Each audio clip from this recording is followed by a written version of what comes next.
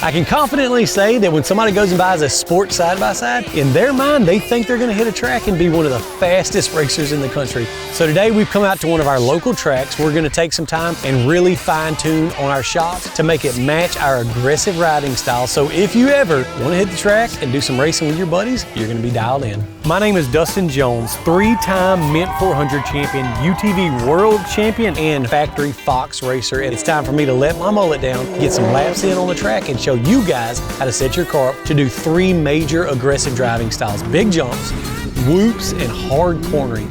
And if you want to get some really in-depth information about your shocks, you can go check out more videos and more information at ridefox.com/academy.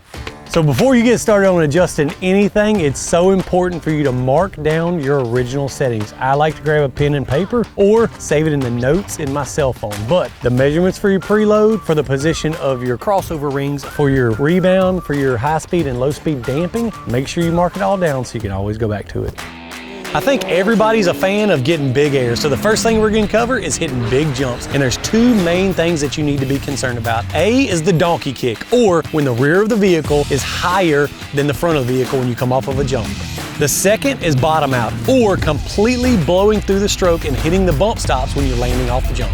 Now these are 2 pretty easy things to adjust out of your suspension. The first one is the donkey kick. And this is when we're gonna focus on the rebound damping of your shocks. And basically, you wanna do 2 things. You wanna slow down the rear rebound and possibly speed up the front rebound. I'm gonna start by closing the rebound off in the rear of my car. And I like to go to an extreme and then back it down. So I'm gonna go full close on the rear rebound and try to hit the jump again. If it doesn't seem to get all of the donkey kick out, you can often speed up or back out your front rebound damping. And this will help the car unload a little faster in the front end. If it flies nose high, that means you need to close off some of the front.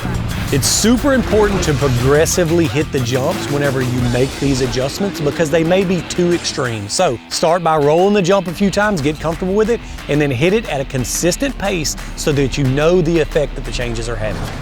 And finally, you want to make sure that you're not bottoming out when you're coming down off of a jump. And so this is when your low speed and high speed damping are going to come in.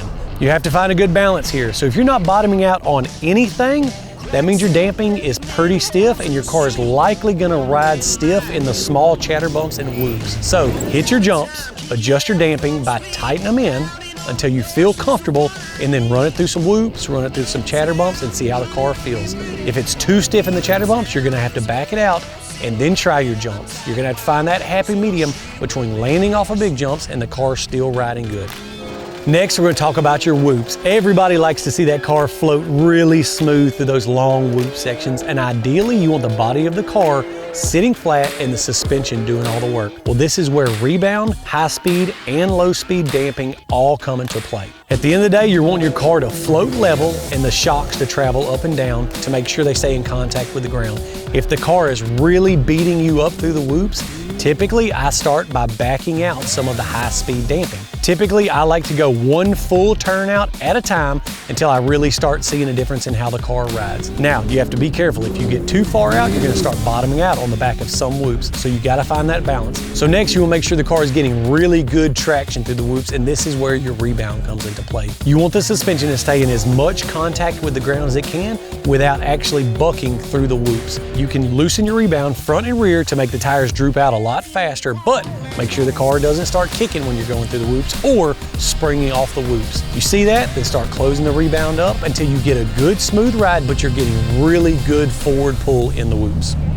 Now finally, let's talk about some hard cornering. And so this is gonna come down to a lot of low speed damping and where your crossovers are set. You're gonna start by driving your car, pitching into corners, making sure it's a controlled turn, and seeing how much body roll you're getting in your car. If you're getting a significant amount of body roll, the first thing I'm gonna do is jump out and check my crossovers. Now for my style of riding, I personally like to start with the front crossover rings about a ½ inch from the coupler. And when I move to the rear, I like to put the crossover rings about 3½ inches from the coupler. So I'm gonna give you the way that I adjust the crossovers on one of these shocks that I have off of my desert car. Now keep in mind, you wanna make these adjustments based on the ride height of the car, but this is easier, so let me show you. Screwdriver, hammer, can-do attitude. So start by tapping these, breaking them loose so you can spin them by hand. Ultimately, what we're trying to do is adjust the crossover ring to get down closer to the coupler. So when you make a hard corner, the coupler slides up, engages the crossover rings, and you start getting onto the mainspring, which is typically a stiffer spring. So it helps reduce body roll and improves cornering. On this front shock, like I mentioned earlier, you want to adjust the crossover ring to about a 1/2 inch from the coupler, and this is with the vehicle at ride height. So if you get it too close and you're touching it at ride height, the car is going to ride really rough.